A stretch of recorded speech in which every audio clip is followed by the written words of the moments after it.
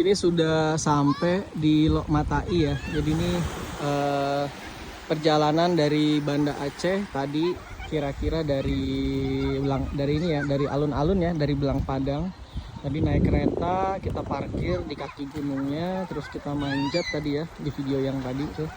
Kita manjat itu kira-kira 45 menit ya. Ini yang manjat anak-anak kecil ya.